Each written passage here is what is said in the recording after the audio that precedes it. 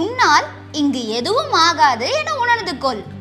உன் இறைவன்தானே உன்னை காப்பான் என நம்பு என் மனமே என்று மனித நேயத்தையும் நம்மை நாம் உணர்ந்தால் தெய்வீகம், அதுதான் ஆன்மீகம் என்று உணர்ந்தவர் நமக்கு உணர்த்தியவர்.